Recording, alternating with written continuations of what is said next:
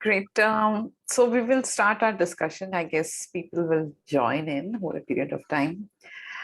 Um, actually, today we embark on the core concept of assessment and development centers. So far, we've been building up the base, which is understanding competencies, designing competencies, and all.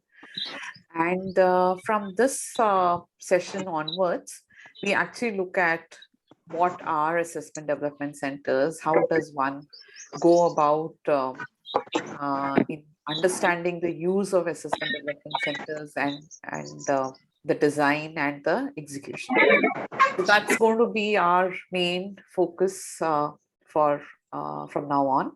So let me just share the presentation with all of you.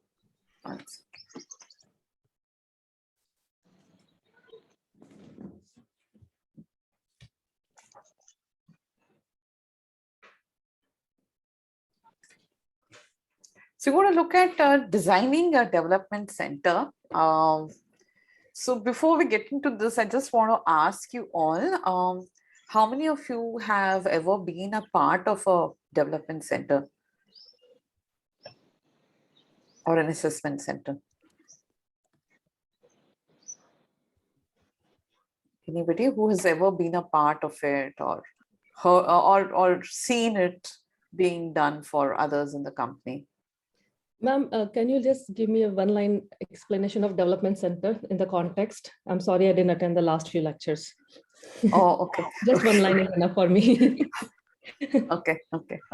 Yeah. So development centers essentially are is a process where we assess the competencies of individuals. So okay. So I think since I'm not getting a response, have you ever been part of something like that, Jyoti? Yes, I actually designed a competency mapping or skill matrix for my entire organization, for my business unit. Okay. So I actually looked at all the job descriptions that we have, and this was done for 4 locations: India, Malaysia, US, and Mexico. Okay. So there were, then we looked at the core competencies that are like non-negotiable that we need to have, and the job description not complete without it. And then we also categorized additional like good to have. And then we created, at least I created a survey monkey, and we sent that survey monkey to all the 400 people, collected the data, created the reports, reports for manager, reports for an individual, reports for management. So there are different reports, right? Manager wants to know the competency and individual wants to know what do I have to go. And we also created a report for level A to level B, what are the gaps? A person, the manager can see that gaps and then they can work. So I developed this entire thing. So that's why when you say development center, I wanted to understand whether what I'm thinking is right or there is another meaning of that. So what you did is an assessment. It's not a development center. So I'll explain to you today what development center means and how does one go about it. Okay. So I'm going to kind of now walk you through what are the different aspects that we're going to be discussing between this session and the next Sunday session, right? So we're going to look at introduction to ADCs, common misconceptions, principles, objectives, difference between an assessment center and a development center that's often misunderstood, not used well, especially in India. I've noticed that across multiple corporates. Principles of the DC design, DC tools, techniques, types of tools, creating and validating tools. So these are the aspects that we're going to discuss between today and the next session, right?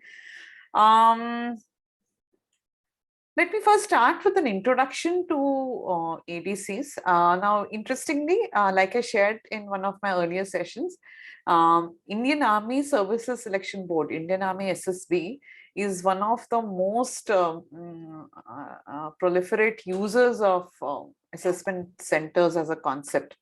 And I think it started off with the US Army during the World War II, and thereafter, Indian Army has very successfully integrated it and I mean, it's a very strong way of checking whether people have leadership potential or not before they are taking in as officers in Indian Army. Now, the Indian Army uses it as a 5-day process, right? So you clear your exams, and then you go in either to Pune or to, I think Pune is the biggest center, if I remember right. And there is a 5-day process, and the interesting thing is that there is nothing to say that, if you are looking at, say, 10 people, there is a minimum numbers that have to get passed. So if the assessment board feels that none of them are qualified to be an officer, nobody will be qualified, right? So there are no minimum requirements for each ADC. So sometimes it just so happens, I was talking to somebody, they said that, we take in, batches after batches, and we still can't find a person with leadership capability. So we reject all, right? 100, 200 people, 300 people. So imagine the amount of effort that is going on, right? So all of them get rejected if they don't meet the certain leadership criteria that they have defined through the ADC. So what is an ADC, right? EDCs actually are a great way of understanding the competencies of an individual live in action. Right. Now, what Jyoti explained just a few minutes back, where she said that, I gave a test and or an assessment or a quiz or a set of questions, and people answered, and based on that, I gave a report. Now, that is a self-reflection, right? So it could be a validated tool, it could be a rudimentary tool, but it is a self-reflection or um, a perception of the manager or the manager's manager, which gets converted into certain documents, and then reports are generated. Now, that is a very uh, a small part of a assessment development center. The assessment development center actually is much more than that. We will be talking about that today.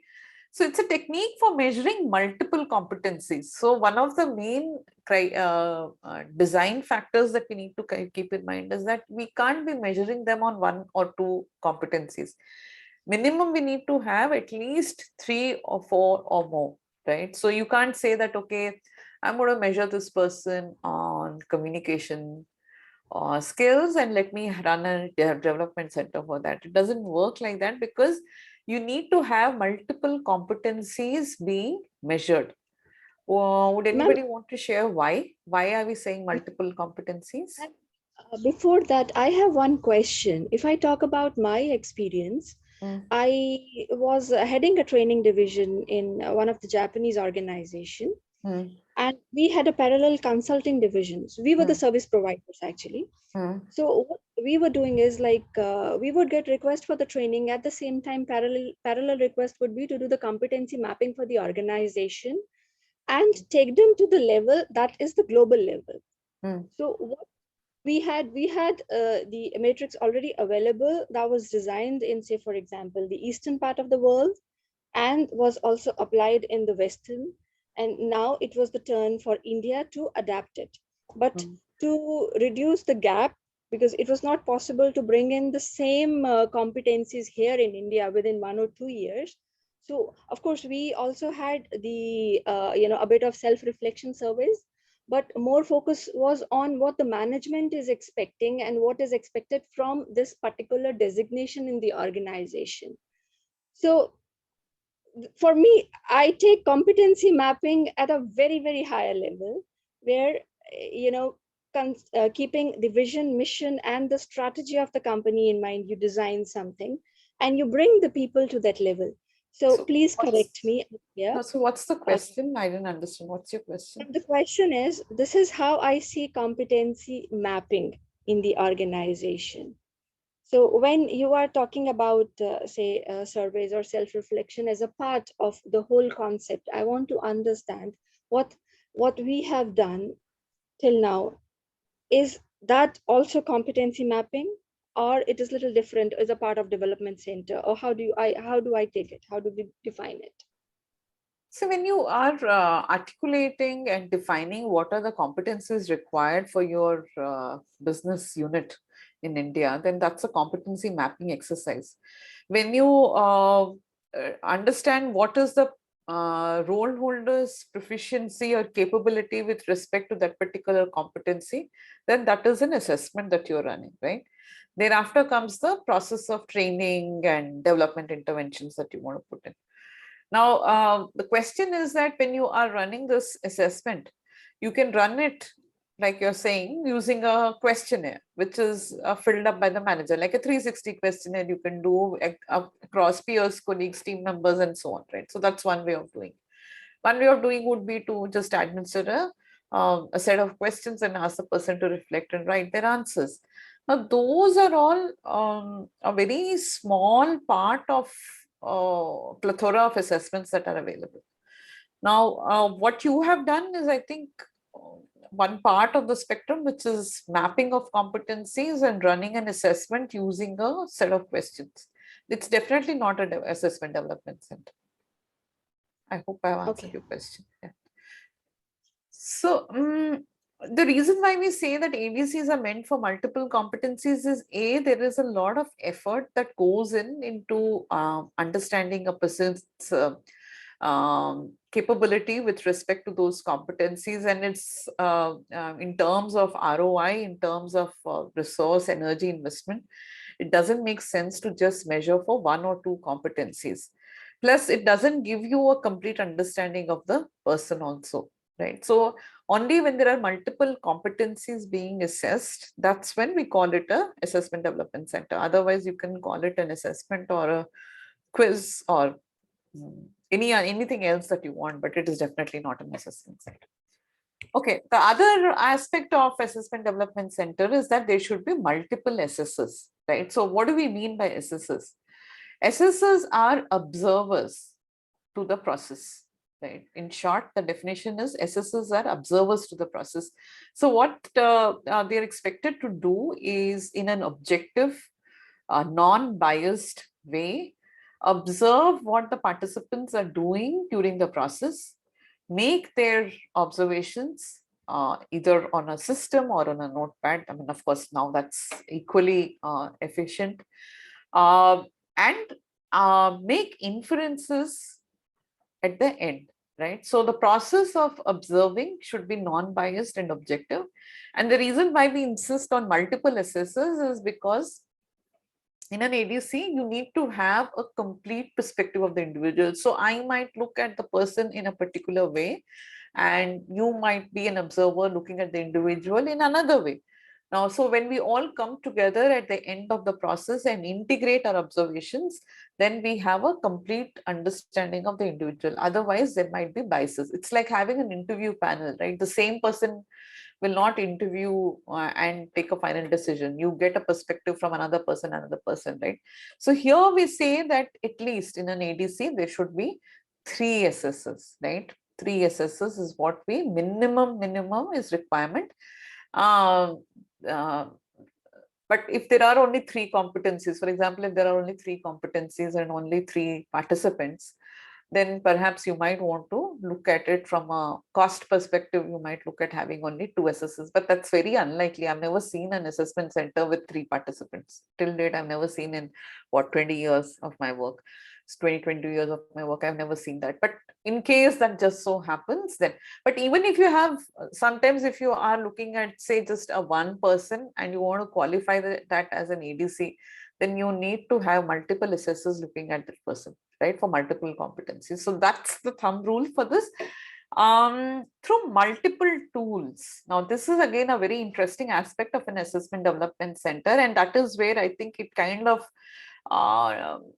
scores above any other assessment process, right? Tools here would mean any kind of exercise that I design and administer, which helps me bring out the competencies as observable behaviors, right? So any kind of exercise that I design and administer to the participants, which helps me in observing those behaviors. Now, most important point here is observing. If I can't observe the competency, then it is not a good tool, right? Now, if I give you a tool where I expect to see your communication skills, and for some reason the tool doesn't let you, express yourself in a certain way, um, then it's of no use, right? I'm not able to observe it. There's no point keeping it in the mind. It has to be observed. It has to be out there in the open. If the tool doesn't bring that out, then it's not a ADC. Okay, so and there are multiple tools for that. We're going to talk about those tools shortly. And for multiple people or participants, right? Now, I have been part of ADCs where there have been, a few participants, say 4 or 5.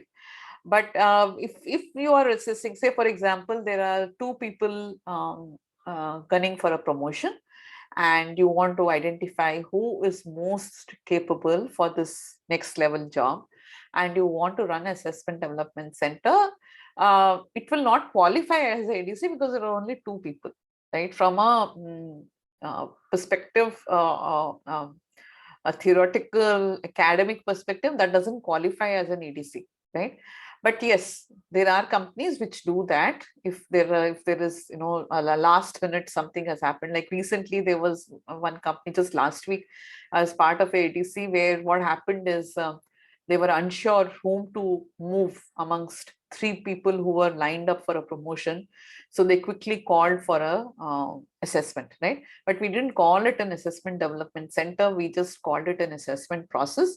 And we got, 3 of us got into a huddle, and we put together a list of tools that we had used for them earlier, revised them, and then administered it. So that's possible, but then we don't call it an assessment center. You would call it just an assessment process, right? Minimum is about 5 participants, right? Okay, so in a nutshell, it involves a group of people participating in various exercises and simulations being observed by multiple observers for multiple competencies. That's the meaning of an assessment development center. Yeah, so being observed by trained and experienced observers where their behaviors are recorded, analyzed, and inferences are drawn to arrive at a measurement of the competency of the participants, right? So the way the ADCs run is the observers are watching every behavior, body language, what they said, how they said. Even if they don't say anything, it is recorded, right? So if I'm just sitting there in the discussion as a participant and I'm just keeping quiet, that is also recorded by the observer, because that is a point for them, right? So no, she did this, she was quiet from this time to this time. When participant X said this, she did this, she said this, she nodded her head. All that, every minute action is recorded by the observer. So, and then it is analyzed and inferences are drawn. Why did she talk at this particular point of time? What triggered her to step into the conversation? What stopped her from saying anything? Notes of the participants are also taken and checked to see if there is something that the participant has not said but has written it down. But everything, of course, has to be a displayed behavior. I can't go into a participant's head and understand what he or she is thinking. So it has to be displayed behavior. So there has to be some output, right? Either in terms of body language or something in writing or something which is said out loud. So these are the 3 outputs that we look for as an assessor. Okay, Jyoti, you have a question? Yes, ma'am. So it looks like a lengthy exercise, that has to be run among, the employees of that organization, whichever we are doing. So what would be the ideal, time duration for, because I'm assuming there'll be a lot of preparation which will be required before actually jumping into doing this. So what is the typical duration of performing all these things? Okay. So very interesting question, Jyoti. So when I started doing ADCs, we used to run 5 days. Okay. Now, when till about 2016, 2017, it had become like a 3-day process, right? Since the pandemic has started, what we have noticed is that it's a couple of hours, and that to split over multiple days. So we are running virtual ADCs now in our company for many corporates. So the way it happens is that I have activities which are linked to the competencies, and the participants join the link for 2 hours, twice a week for say 3 weeks. Okay. Right? And I observe them over multiple periods of time and then submit the report. So now the hybrid versions and the amount of permutations, combinations available are unlimited, depending on the kind of time, resources, money, energy, effort that is there. But the moot point being that there should be multiple participants, multiple observers, multiple competencies, multiple tools. If I'm going to just use 2 tools on 10 participants using say 4 assessors, I'll still not call it an ATC. We need to have multiple tools, right? You can't observe competency. So if I link one competency with one tool, then it is not qualifying as a ADC. I should be able to watch that competency to at least thrice, minimum thrice. I should be able to see that competency for me to, validly say that this person has this capability. Otherwise, I'm running into judgments, which is, then you might as well do one interview and be done with it. Why would you want to run this process? Right? So how?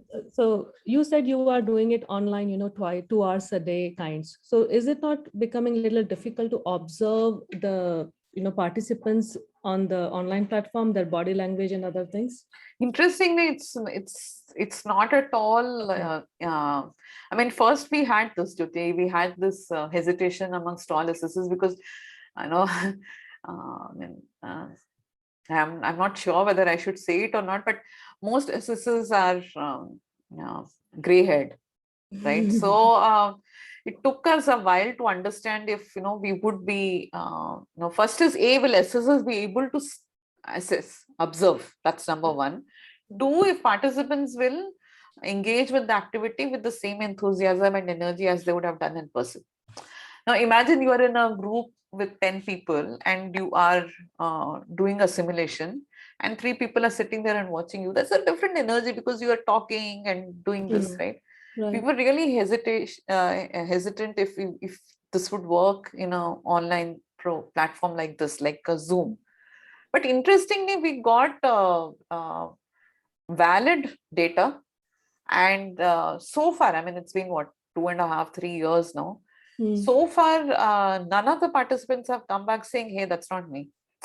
Because it was virtual, I didn't engage, or because it was virtual, you got my capability wrong.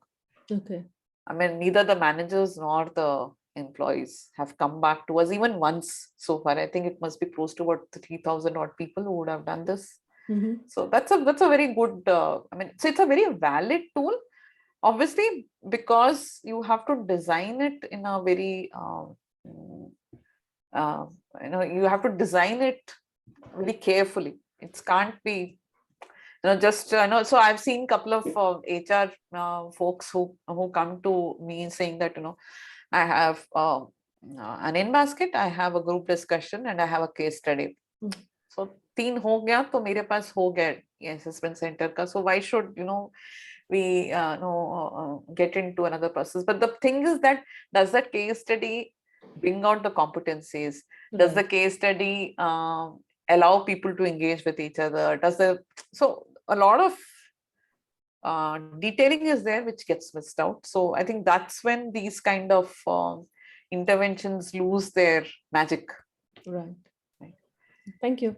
Yeah. Yes, Yogesh. Ma'am, you said usually for the ADCs, the senior level people are participant. So I just got lost myself. But you said also Indian Army uses it for their recruits, which are the young ones. And also maybe the corporates may be using it. So how is that difference then? No, you use it across levels, Yogesh. Okay. You use it for junior, mid, senior. Across levels it is used.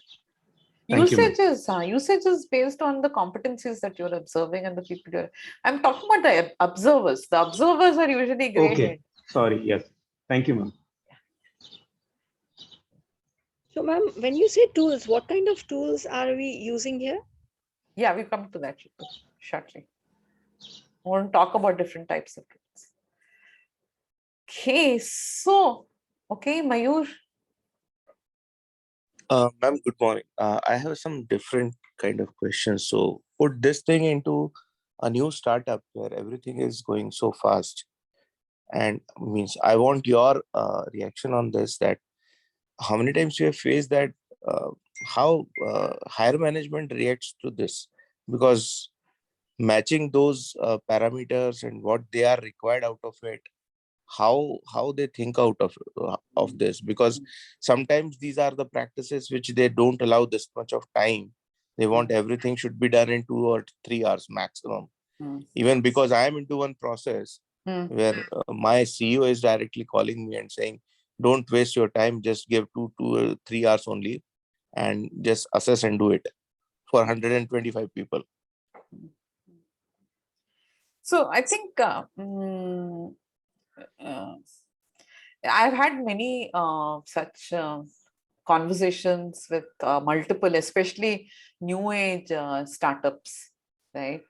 They want things to be done very quickly, very fast, and they perhaps sometimes don't even have a complete buy-in into the process, right? Now, the question that I invariably ask them is, uh, what are you going to do with these people whom you're assessing? Right now, if I am going to put them in positions which are non-critical by nature, okay, so when I say non-critical, they don't have a strategic impact on the company, they don't have a financial impact on the company, there are no major risk if you put an average resource, there is no legal impact on the company. If these four things are not there, that's how we qualify a critical resource, right? So that and such resources are available in abundance. And he doesn't do well, I can move him out and get another person because resources are available. And so demand supply ka koi issue nahi hai for those resources, right? So if these five things are not there, then I say that let's just not run this process. Let's just run there are beautiful psychometric tests that are available, right? Amazing tests are available there, and you can run just a competency based questionnaire based assessment, multiple choice questionnaire, or you can run a 360 and you will get decent reports. At least you're not throwing a dart in the dark, right? It's at least you know where you are shooting. That much information you will get. But suppose this is a critical position. For example, I'm starting a new business in, say, another country, and I'm going to put a country head there. Now, that's a decision that I can't go back on after 1 year, right? Or I'm going to hire somebody for managing the risk of my company, or a chief risk officer, or I'm bringing in somebody who's creating a technology which will become the reason why my company is going to be successful, or I'm going to bring in a chief financial officer, or I'm going to bring in, say, somebody who's going to manage, I don't know, the framework of the business that we are creating, a strategy expert. For such positions, you need to be careful, because if you make a wrong decision, your entire business plan might go haywire. And I've seen this happening, right? Recently, there was one startup that I'm working with. Just signed up with them 2 months back. They hired a chief financial officer, they hired the business head, they hired a strategy officer based on references and interviews done by the founders. They pumped in close to, I think, $50 million right now from investors in India. Okay. And suddenly the entire business came to a standstill. Why? Because nobody in the company was following the processes laid down for healthcare. Nobody was, there was a lot of politics that started erupting between two different factions in the company. And most importantly, nobody knew whether they were making money or not. There was absolutely no governance mechanism. Now, when we were called in, they said that, you know what, if we don't turn this around in the next 3 months, our investors are going to come and catch hold of our throats. right? We want another $100 million pumped in 2022, and if we don't get that, we can't scale up the business. I mean, and we can make money only if we scale. With this, we can't make profits, and if I don't scale, I'm at a loss, and I'm not able to scale because these people are not able to manage. So then, I mean, now we are running ADCs there to figure out, what's wrong, who's, who's has the capability, who doesn't have the capability, because they've already hired some 200 people, and company is not making money. Every day we are running into losses. So there is a huge pressure on the founders to turn it around. So I think that if you're at least hiring for critical resources, or promoting for critical resources, or trying to understand if your current set of people are ready to handle those positions, it is important that a proper process is done. And the reason is very simple, because in this ATC, you are probably mimicking the entire environment that they will be operating it when they are live on the job. Right? You're mimicking the entire environment. So when I say mimicking, you are actually creating something which will be mota moti what kind of situations they'll face. Now, I'm not saying that it has to be industry specific. No, it can be non-industry specific. I don't have to create a healthcare assessment center, not required. But the situations that the person faces and the competencies that I'm expecting him to show should be, directly mapped to what he will face in the job. Then only I will know if this guy can, or this girl can actually live up to it. When push comes to shove, they should be able to manage those situations in that way. And when we see them in action, we know whether they have that capability or not, right? So that's the reason why we need to do this. Now, I understand that there is a time crunch, there is a resource crunch, there is a money crunch. So there are multiple ways of doing it, right? Some parts can be done offline, some parts can be done online with the assessors.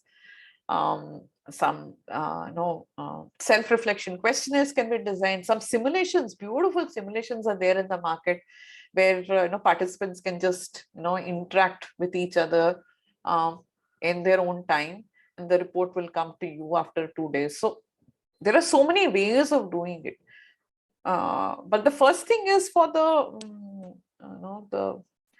I think the decision makers to realize the value in this process. And it's not just that Indian Army is doing it, or so many of our organizations, multinational companies. Unilever has a beautiful assessment development center process. It's one of the world's most renowned. You will search on Google, you'll find it. Most of the good companies, or the top Fortune 500 companies, have very robustly designed processes as far as ATCs is concerned, because they realize that it's best to be careful while taking these decisions, rather than taking a decision and then repenting it after 6 months to 1 year. Okay, so I hope I have answered your question well. Yes, ma'am. Thank you. Thank you so much. Ma'am, I have one question. Yeah. It's regarding development center or assessment center. How frequently can we do it? Like, what it will be the time difference between first assessment center and second assessment center?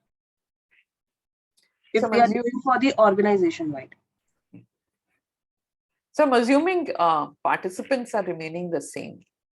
Right now, if participants are changing, then you have to do it as often as necessary.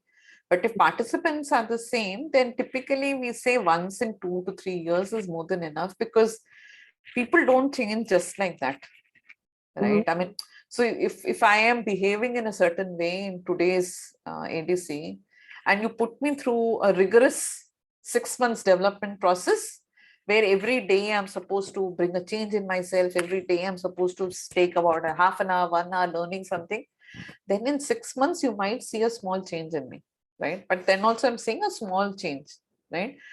Now, suppose I put in this effort every day for say 2 hours for the next 365 days. After 1 year, you might be able to see a visible change in me. But if I'm doing every day for the next 730 days, then definitely you'll see a big change in me. So all of us know the 10,000 hour concept, right? It takes 10,000 hours to be an expert in any field, right? So it's a validated study. So if you're not giving me 10,000 hours to become an expert, there's no point in you putting me through a ADC again if you want to see me at an expert level. But having said that, I think it's important that we understand why we are doing it, right? So we're doing it, I'll come to that shortly on the slide also. We're doing it to identify potential in people. We're doing it to understand if there is a development requirement. We're doing it to understand if they can move on to the next role. They're already there or not in terms of capability for the next level position. These are the primarily three reasons why people are done: selection, promotion, development, right? These three are the major reasons why people do.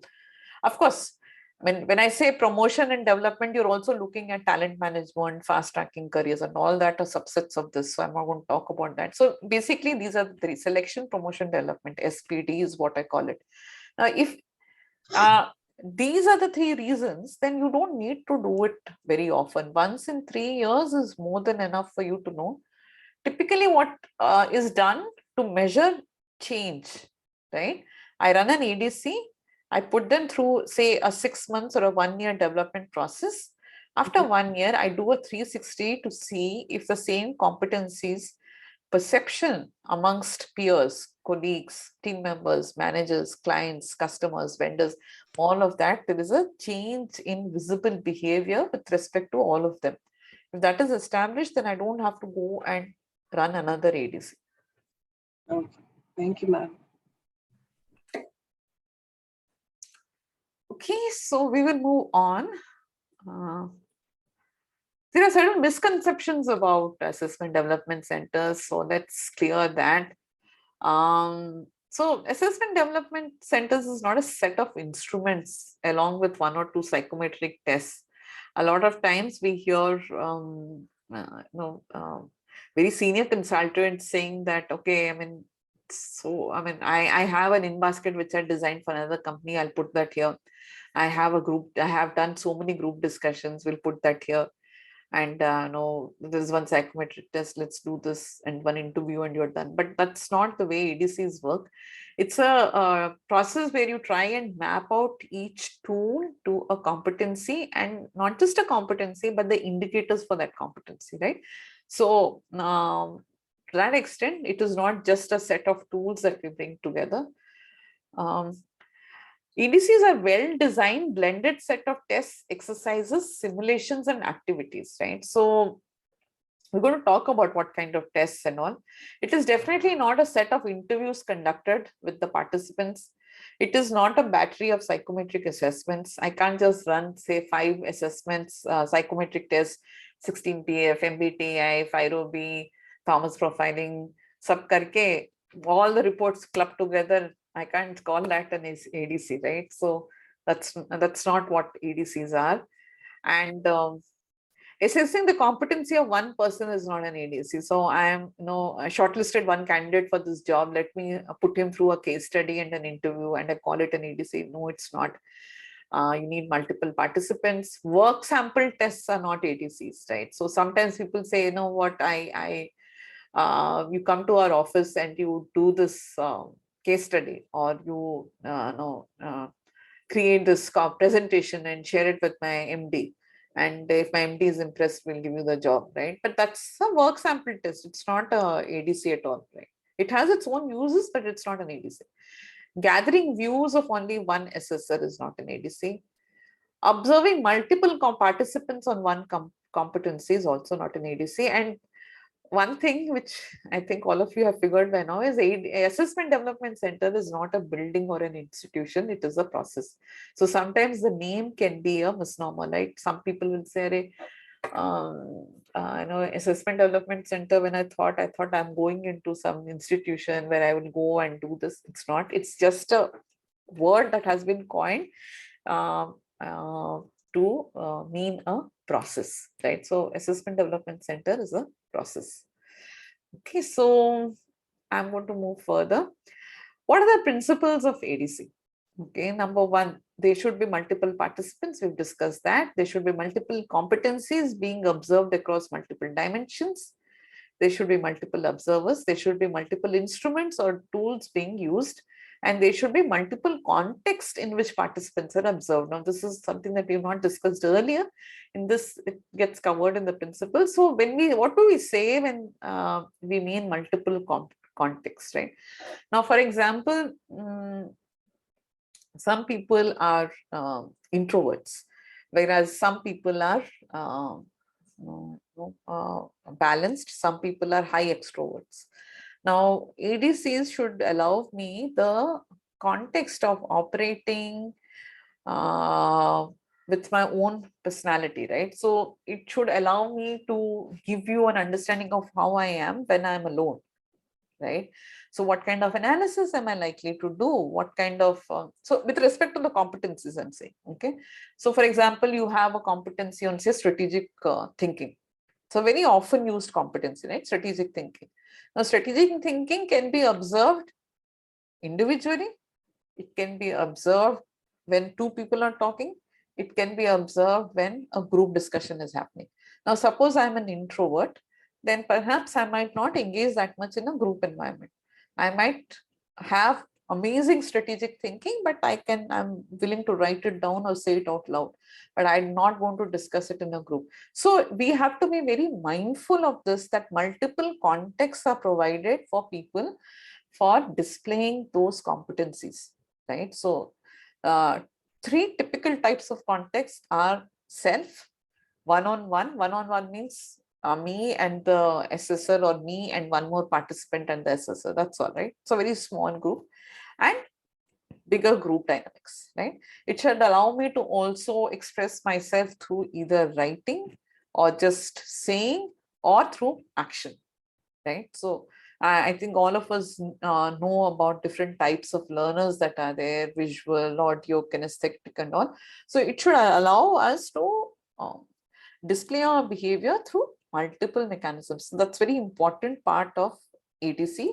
Multiple contexts are required so that participants can be observed. Now, multiple contexts also mean that I should give you non-industry specific contexts also. So for example, if you're working, or if I am working in, say, a tech startup, right? And there are four of us who are working here, and you want to observe and understand who amongst these 4-5 people are ready for a promotion, right? So you call for a ADC and say, okay, I have some 5 competencies that are there, let me check. Now, if I create all competencies from a startup tech perspective, sometimes I might not be giving a equal opportunity to everyone. So very important that we provide equal space for everyone to operate. So there should be a few activities or tools which have non-industry specific stories around it, right? So it kind of helps for people to be also let go of the way they usually operate and come out with what they can do if the situation changes. So these are some things to be kept in mind when we say multiple contexts, right? So it should be in one-on-one, individual or group. It should be visual, audio, kinesthetic. It should be non-industry based also. So these are the 3 contexts that I'm talking about right now. I'm sure there will be many more, but these are the 3 that come to my mind when we talk about multiple contexts in which participants are to be observed. Okay.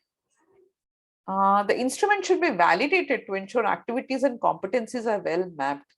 So typically, I'm sure all of you understand the meaning of validation. Anybody would want to share what does validation mean? What is the meaning of validation? And does it mean that the observation or the tool used is unique? I mean, uniform all across, and it produces the similar result. So, like, absolutely. So we say an instrument is valid when we know that it gives me the same data irrespective of participants, right? So the competency may be there or not there, but it gives me space or an environment where I can bring out that competency or that behavior if I have it in me, right? So that validation has to be established. So how do we establish validation of these tools? Generally, once an ADC is designed, there is a pilot that is run across a sample of people who are likely to be in as part of these ADCs. Right? So sample of people will mean that I will have, okay, who are the different types of people whom I will assess during using this process. Okay, they will be from this BU, they will be from this, they would be having so many years of experience. So a typical sample of people who will be part of, I will run a pilot on them and see if I'm giving an equal opportunity for everybody to display those behaviors. And we check if uh, those behaviors help us in linking it back to competencies, and then we establish a validity score around that, right? So if the score is less than 85% valid, then we do not go ahead with that instrument. 85% validity, that means if I'm administering it over 10 people, then at least 8 people or 8.5 people. So only one person should be, no, I'm willing to let go of that, but at least it should have 85% validity. Now, interestingly, when you compare assessment development centers with interviews, with psychometric tests, with work sample tests, or any other form of assessment, ADCs have the highest validity amongst all. I'm not sure if that's there in the book that I wrote, but if I remember right, ADCs can have as high as 93% validity compared to interviews which have only 60% validity. Compared to psychometric tests, the best psychometric tests in the world offer you 80 to 85% validity.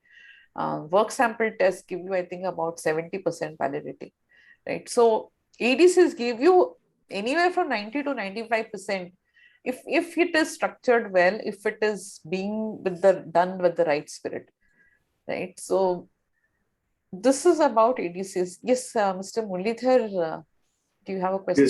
Yes, madam. Good morning. My question is related to the fifth point here. Uh, this is regarding some of the soft skill where the people have to interact with the people, other team members or peers or their work group. But if the competency is assessed when they are in a group, which is, for example, communication skill or presentation skill or interpersonal skill, negotiation, conflict, which involves people. In that case, you cannot assess the individual competency when he is on one-on-one or an individual, right? This is with respect to the group. So how this point is valid when the skill is with respect to the group participation, or it involves interaction with multiple people. So how do we I just would like to understand this fifth point, the context. Oh, okay. Context. So let's take an example here, Mr. Munidhar. Can you give me an example of some competency which has to do with others? Yeah, like negotiation, conflict resolution. Okay, or, let's take negotiation. Yeah. Let's take negotiation. So negotiation in a group is quite simple, right? You give them some kind of a group discussion where they are divided into multiple groups, and each group has its own agenda to fulfill, and they have to negotiate with the other group and arrive at a sustainable solution or something. So that's an activity that can be done. In a one-on-one, like between two people, it can be a negotiation which is related to a certain outcome between two people. One person has one perspective, another one has one. In a one-on-one situation, typically, individual situation, self-process is what we do is we give a case study or something where they have to outline their strategy with respect to negotiation. What will they do? How will they do? What are their thoughts about the process they will follow and all. And then we kind of correlate all these three and see if the person is able to bring out something into displayed behavior also, and it's not just a just a writing. So we try and understand the intention, the outcome which happens when there are dynamics involved with respect to others, right? So some people are really good at saying that, hey, your negotiation strategy should be this, but when it comes to actually saying it out loud and interacting with others, there might be a gap. So at least that conceptually this person knows what to do. The challenge in this negotiation capability is how it lands on the other person. So that's where development has to happen, or training has to be provided. So that's the kind of a way you do it. Similarly, conflict also, similarly, collaboration, teamwork, right? So you allow people to come up with how they would do it if they were by themselves, right? Ideal environment, what will you do? No, now there is another person, how will you do? Now if there is multiple people, how will you do? Yeah, individually, how to, has it got any relevance? Because he might tell in this particular situation, what will you do? But when it comes to, practical, application, he might miserably fail. Yeah. Because that guy. So I mean, it can happen the other way around also. It can happen the other way around also. I have seen many participants, when we give them an individual exercise to write down, okay, what will be your strategy to manage conflict, or to manage change in this situation, or to influence change in this situation, right? They're not able to come up with anything. But when they're in that situation and the group is talking, they will pick up ideas from one person, they'll pick up ideas from another person, they'll pick up ideas from the third person, and they'll build it and they'll have an amazing impact, right? But then we know that he actually doesn't think by himself much. He doesn't come with a plan. He just takes cues, gets triggers from others, and then operates, right? So for me, the development gap here would be that, to be able to provide him with some framework, some methodology of how to think through change, envisage change, work with change. Now, either ways it can happen. But the idea is to allow, otherwise what will happen is, you will have a bunch of, and I've seen this happening many times, where, a person who is extremely, say, charismatic or dynamic or an extrovert, shines a lot in a group situation, right? A person who is introverted, who's a little quiet, it doesn't mean that that person doesn't have excellent ideas. Perhaps the group doesn't give him space to share those ideas. So the organization might be at a loss if we don't have such people, right? They come up with brilliant ideas, but they're too shy to share it. Now, it's not to say that just because I'm not saying it, that idea is not good. I might say it to my boss, I might send a nice mail, I might call up one person and tell them, see, I have this idea, and that idea can be the best idea for the company. So we should not let go of such people just based on their capability to operate in a group environment. Sometimes, the group dynamics are very different. We don't know what's happening in the company. Many times I have seen there are, politics at play. Four of us will not let these two people talk. We know we're going to be part of this group discussion, and we have an, unsaid thing that we'll not let these two people talk. So whenever they start talking, one person will step in. Now, so does that mean that those two people don't have valid ideas and only these four have valid ideas? We can't say that, right? So it's very important to give this space to people to share, or bring out what they think, what they say, and what they do. Thinking, saying, doing, all these three should have space in a ADC. Otherwise, you will have a bunch of extroverts in the organization who talk a lot, but perhaps they're just picking up from each other, and there is no depth in that. It's very much possible. I've seen many companies going through that process a lot. So that's why we insist, or rather, it's mandatory to have all these three. Whether you take it later or not, data you consider it valid or not is another thing. But you should give space for people to put it down and put pen to paper and write it. It can be a small caselet also that you can design. It can be uh, multiple choice questionnaire also you can give. It can be anything, but there should be space for the person to operate individually also, even if it comes to people related competencies, interpersonal competencies. Right. Thank you. Okay. Okay, and they should be, okay, last point, the principle of an ADC, there should be an integration of all the assessors, observations and records to define clear inferences about the competencies, right? So typically after the process is completed, all the observers or the assessors come together in a session where they kind of discuss each competency, observations made and the inferences drawn for each participant, right? So that helps in understanding how the other assessor experienced this participant with respect to that competency. So like I said before, for every competency, every behavior, we should have at least minimum 3 observations, right? 3 observations, and that kind of gives you a good sense of how things are or how the person is likely to display this behavior even in the future.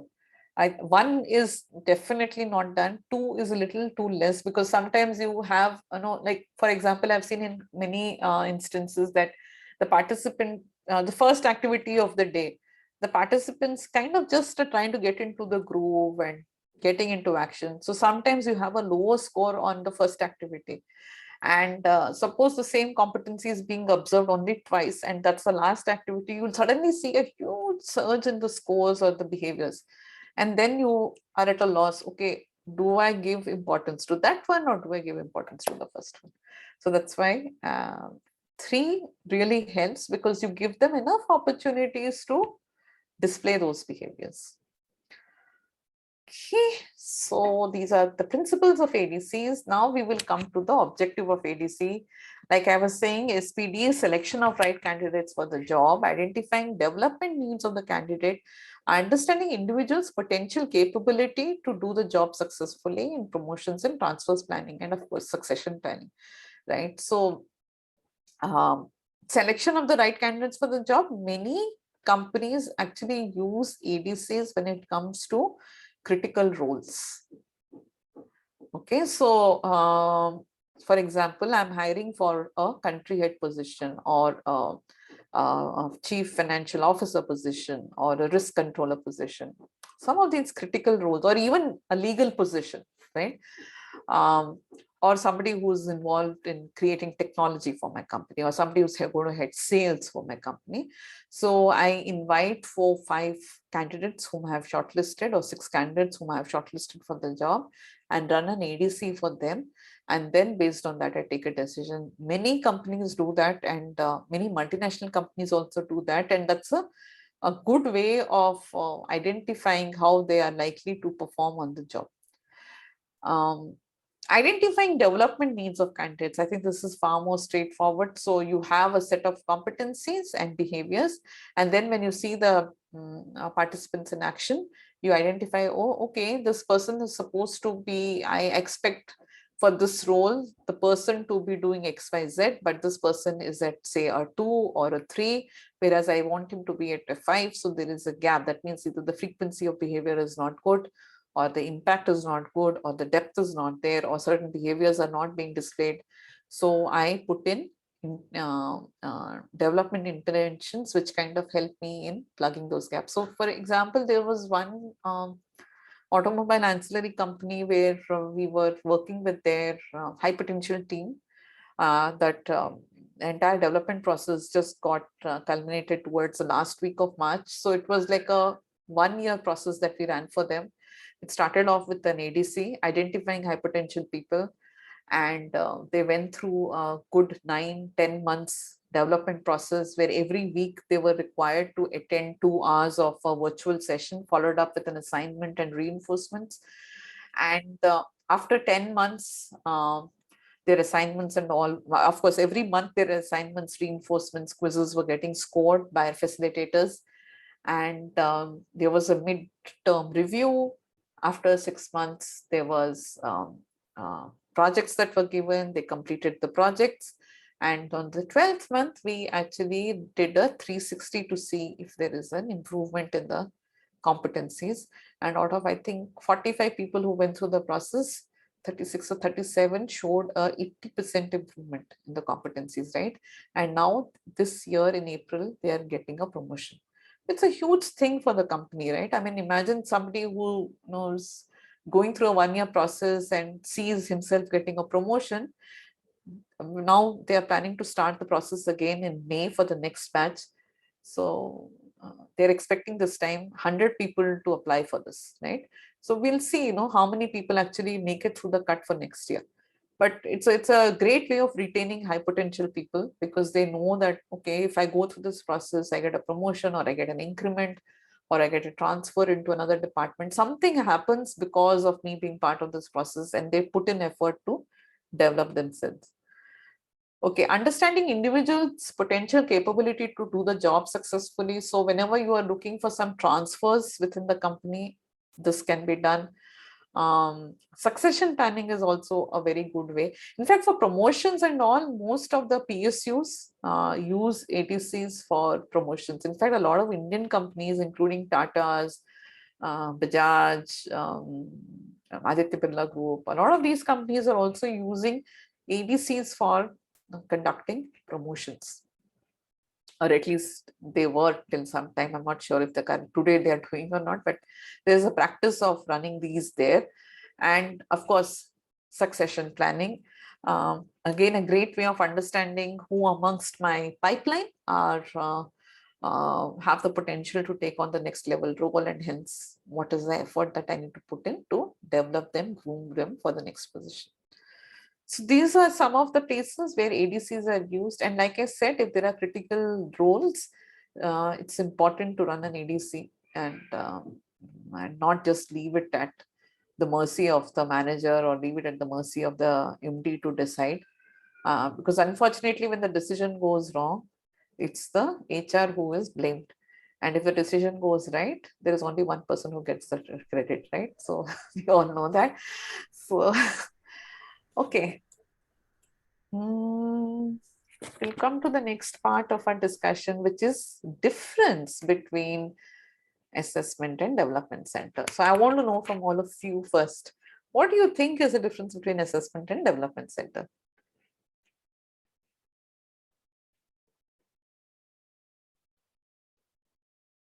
What do you think would be the difference?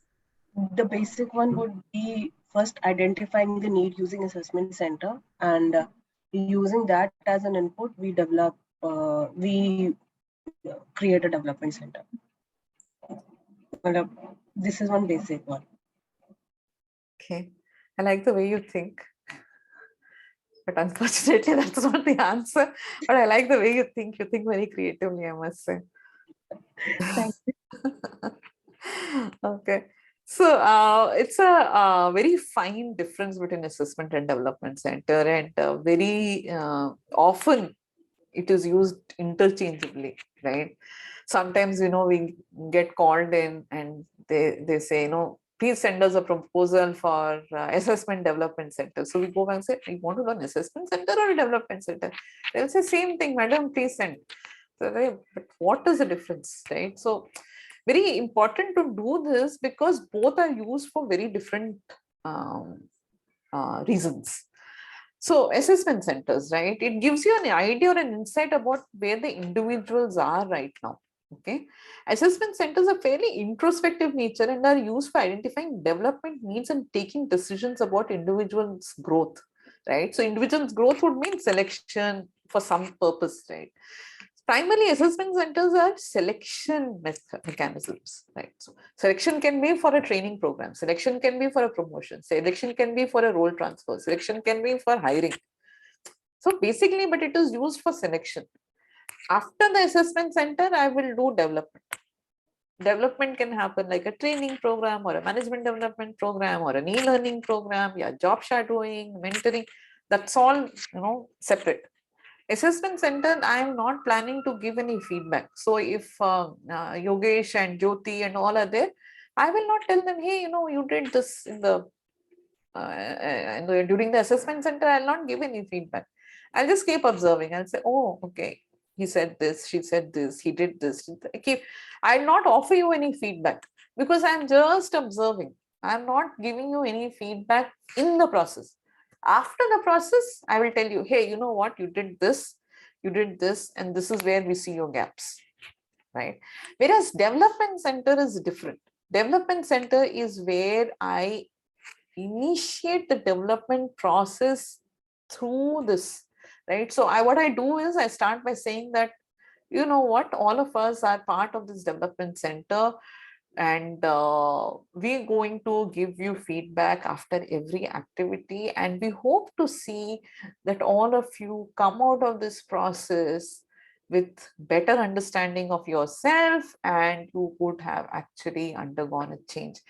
And you might be surprised to hear this, that I have seen many intelligent participants absorbing feedback from the assessor and actually bringing a difference in the next set of activities, taking again feedback from the assessors, and then moving to the next activity as a different person. And by the end of 2-3 days, they'll say, boss, I mean, I never knew I could be this, right? And I mean, the way I have feel transformed in this, I don't think I can go back to being what I was day one, day zero. I have come out of this process as if I'm a new person.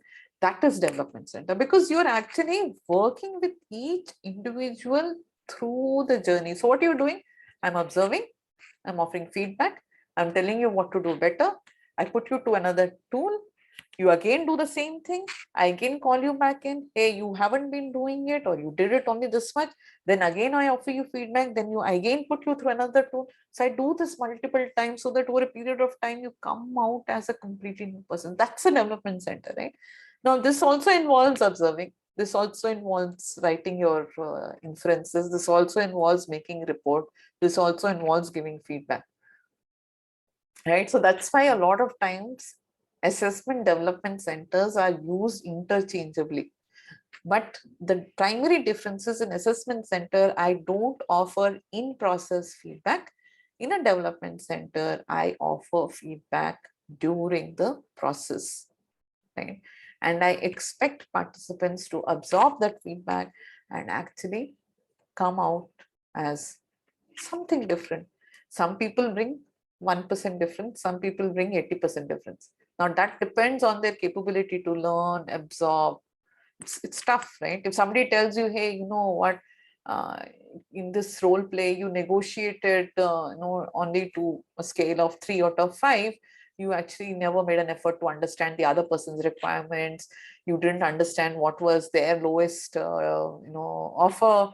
You didn't create a win-win solution, and you say, oh, okay, so next activity I must bring it. No, it requires a bit of intelligence to bring it in the next activity. So when I say next activity, it might not be immediately, it can be after one day, it can be after a couple of activities, but to be able to bring it there requires some bit of A, feedback, B, ability to digest, absorb, C, ability to actually convert that absorption into energy. So I always say development centers help you in converting potential energy to kinetic energy, whereas assessment centers just give you that little bit of momentum, a little bit of trigger to say, hey, this is where you're going wrong, right? So this is the difference between assessment and development centers. Jyoti, you have a question. Yes, ma'am. So earlier, like as you said, that people get confused between assessment and development, and I also had the same idea. So as given the way you explain that assessment is only we assess and we don't share the feedback. So how often is assessment center used in the real world? Because I Yeah, felt very well, often. Very often, very often. Because we are not giving the feedback to an individual at that time. So we give it later. So we give it after, say, 1 week or 2 weeks or 1 month. We call them in and say that, hey, you know what, we saw this, and this is your report. This is where you stand vis-a-vis your group. and these are your development needs. Come, let's sit down and make an individual development plan and figure out how to assist you. A lot of companies do that, Right. and So they're successful because they are primarily using it for selection mechanism, okay. right? So they want to see, who is capable of handling this promotion well, or who is, the right person for succession planning, or Okay. something like that will be there in the mind, right? And it's authentically it is communicated to the participants also. It's not a hidden agenda anywhere. Right. It's told to the participants, boss, we are going to be assessing you, observing you, making inferences, report will be shared based on which your promotions will be decided. Okay. People are very well aware. Yeah. And So I yes, can say that assessment center does it, but development center actually gets more involved with the participants. yeah, it's a two-way process because you Right. are giving and you are expecting him to change. You're expecting Right. her to change. And when we don't see change, we actually call them out, right? Okay. We call them out separately and say, hey, what happened? Why? What is, you're not enjoying this? You're not engaging in this? Arey, madam, no, my boss called and, I got caught up in something else. The feedback that you gave me, it's important for me, but I'm not able to do it. So then we understand, there are different environments, contexts. So then we reach out to the HR or to the manager Right. and say, Okay. no, please allow this person. There are a lot of dynamics that are there. There are no doubt about it, but there's no doubt about it. But development centers often are used when there is a development agenda, not a selection agenda. Right. Right. Got it. Okay. Thank you. Yes, Yogesh. Also, is the performance review sessions, or the when a person is on a probation, or when an appraisal cycle takes place, usually the HR involves this as an assessment also. Is that right to say that? Because it's the only time most of the HR team comes up with everything that they have to have about a person, because the boss also adds in everything, the colleagues also adds in everything, and then the poor candidate is like, what was I doing 365 days the other side? Yeah. But is that also is considered as the assessment? No. It's wrong, right? We should not consider that it's an appraisal, right? It's an appraisal of how you did in your job past 365 days. So it's not an assessment center, or it's not an assessment at all, actually, because I'm looking at you from the angle of what you did well and what you could have done better. And based on that, I give you a score, right? So it's just an appraisal and a performance review. So my background of asking this was because usually I read that the appraisal cycles lead to the training needs, and then once the training needs are there, then the development. So obviously the assessment leads to the development. Is where I was coming to understand my logic. Yeah, I mean, most companies use that because they think that, okay, the manager knows the best. It's like saying my mother knows me the best, right? And Yes. if the mother is saying that this is the feedback, or the father is saying that ये तुमको improve करना है, इस subject में तुमको teacher बोलती है ये subject में improve करना है, so you do that, no? That's all. So to that extent, they assume that the manager knows the employee the best. But fortunately or unfortunately, the managers usually go by recency effect, right? So I will not have done anything last 9 months. The past quarter, I suddenly, pump in all my energy and do extraordinarily well. So in the report, it will come, last, first 9 months, the person was undergoing some personal issues, but the last 3 months, they did extremely well. I'm very happy with their work, 5 on 5. तो हो गया जिसने पूरा 1 साल काम किया, he must be average, mediocre, but somebody who did extremely well in the last 3 months or last 6 months will get high performance scores, and they get promoted. This happens very, very often, right? Now, is that the only parameter for us to measure their performance? I think there's a lot that we can ask. Now, there are a lot of companies which are saying continuous appraisal, continuous feedback. But how much of that actually gets converted into a neutral, non-biased assessment? We don't know. So, but because we don't have the energy or the money to run an assessment development center, or not the resources, So we say, okay, fine. I mean, at least I have feedback from the manager, so let me use that for development. So it's it's another way of using it for development needs. But ideally, this is the best way. But then, of course, constraints. Sure, ma'am. Thank you. Okay, so we'll move on. Okay, so what are the different principles of development center? So we have to keep certain principles in mind while embarking on the design process, right? So very clear and stated objectives. So when we say clear and stated objectives, we need to be sure why we are doing this. There was one client for whom we run a development center for about 65, 70 people in 3 days, right? And all of them were called on the same day. 70 people were called on the same day and and they went through a 3-day assessment process. And all of them were people from different companies. So they were all candidates. So imagine 70 candidates coming to your venue and sitting through 3 days of development assessment process, because you want to choose out of 70 people, some 20 people to be hired in your company, right? So the objective is very clear. I want to hire only the best from this lot of 70, right? And what does best mean to me? It means that they should be on these 6 competencies, they should be 5 on 5. And I'm willing to live with it if nobody clears it and is 5 on 5. So that kind of clarity has to be there. Similarly, if you're looking for in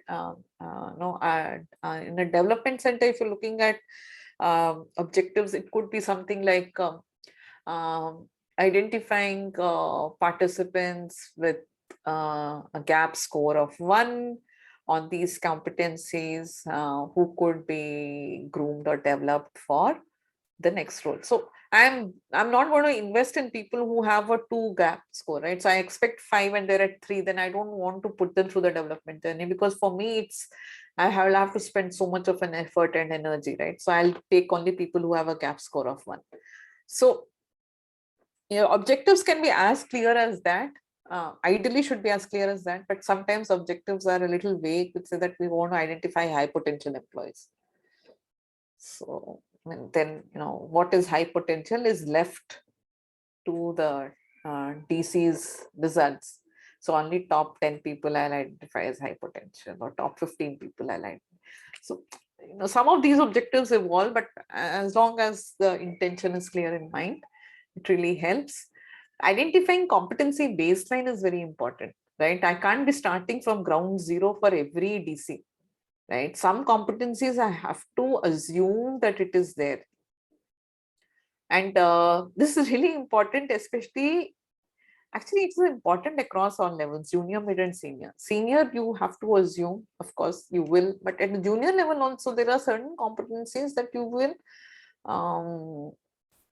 take as a given in the person, and from there only you start assessing, right? Because a lot of times we come back, assessors come back to me saying that, hey, you put down that this person has to be able to negotiate when say the behavioral indicator is to be able to negotiate when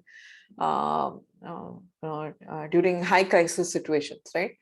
But the assumption is the person is able to negotiate in normal situations, right? Now that's an assumption that we've made based on the information we have from the client.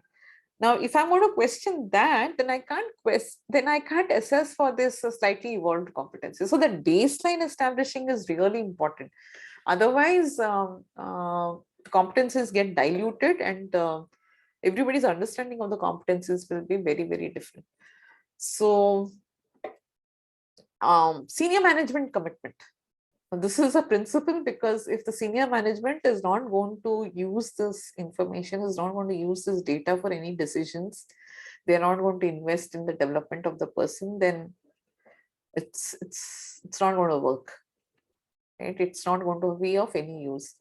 And of course, feedback to the participants. This is again a very important principle, because after every assessment development center, we need to provide some form of feedback to the participants. So मैंने इतना मेहनत किया, 2 दिन 3 दिन I spent with all of you.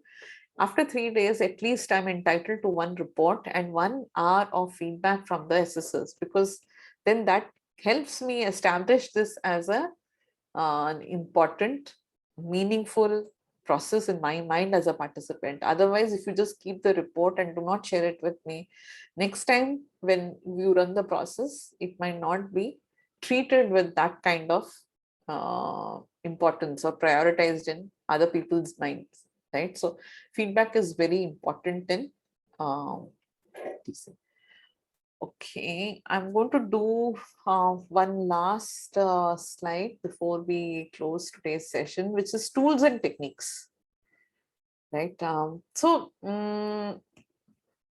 are different tools and techniques that are used in a TC, and often these tools and techniques are based on the target audience, right? So anybody would want to share why is this defined by target audience? I'm like in basket, if it is used, maybe it would be for a senior management person, or for a new joinee. His basic purpose of survival is only to sustain his job rather than creating himself for a senior management or a strategy plan. And maybe interviews could be for a less experienced person, but a case study or an intervention could be for a senior level person. So it differentiates the intensity for which the person is being assessed, but same can't be used for everyone. So typically in my experience, I have found, I think picking up from what Yogesh is saying, what I have found is generally juniors at a up to say 5-7 years of experience, there is a lot of emphasis on execution.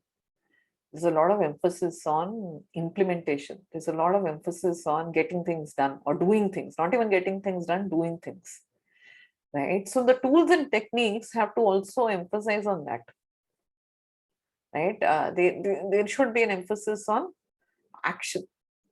Now, if I give a thinking through thing for a junior level person, they might live up to it. There's nothing to say they won't. But is that required from them at this point of time? That's the question, right? So a lot of times your tools and techniques are based on the target audience, not just based on age or criteria, but also the nature of job, based on qualifications of the job, based on departments, based on, so for example, a set of tools that you will administer to scientists in a manufacturing or an R&D center will be very different from, say, a set of tools that you'll administer to a set of data analysts in a big data company. Right? It's going to be different because there is more cognition and a lot of thinking. Here, I mean, here also there is cognition and thinking, but the kind of thinking is more experimenting, right?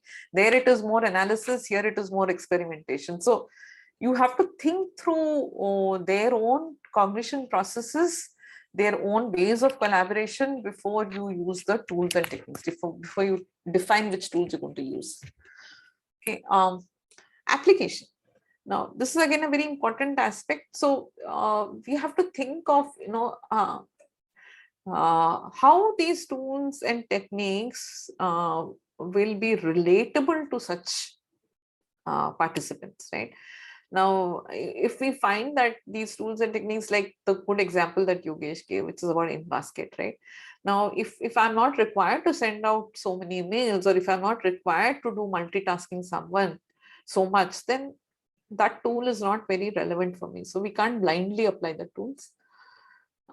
Defining the competencies, right? So, I mean, we've spent 4 or 5 sessions now on competencies. So making sure that those competencies are linked to the tools is very important. So providing enough triggers in the tools that you're making. So if there is a case study, it should have enough data points for someone to actually pick it up and convert it into a competency behavior.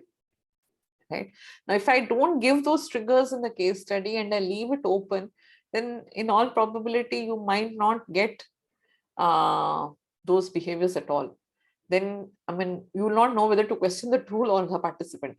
So making sure triggers for those competencies based on the definitions of the competencies should be put as part of the tools. And of course, establishing the validity, we have discussed this before also. You have to make sure that there is a pilot that is done.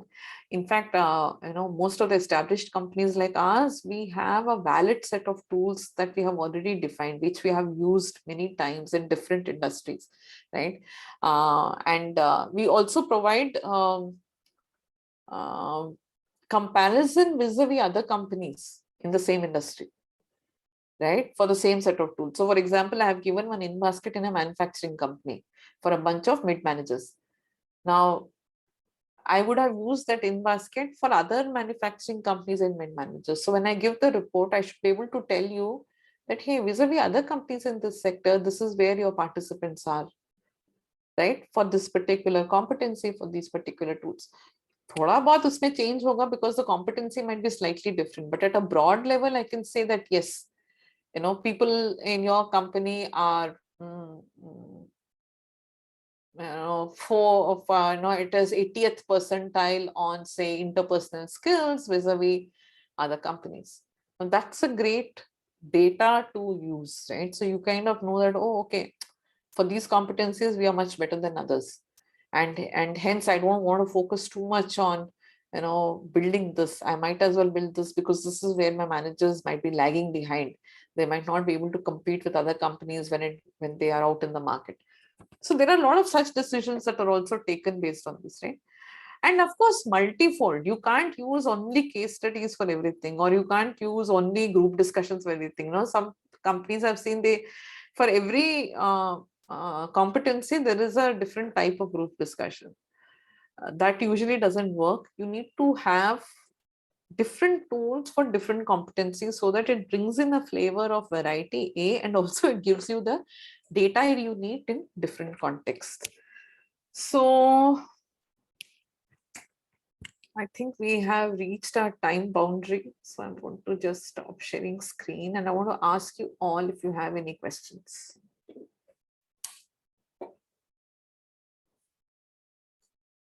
Any questions? Doesn't look like that. Thank you, Jyoti. And I'm actually quite grateful to you, Yogesh, for keeping your video on. I know it hurts for not having the video on. Yeah, it's, like sometimes, you feel that like Nityananda talking to me, through me, to me. I understand that. Yeah, so it's nice to have the video on. Thank you, Jyoti. Great. So I hope this session was useful for you all. We can always, if you have any questions, you can always discuss it in our next session, and you all have my email ID. You can always reach back to me for any questions.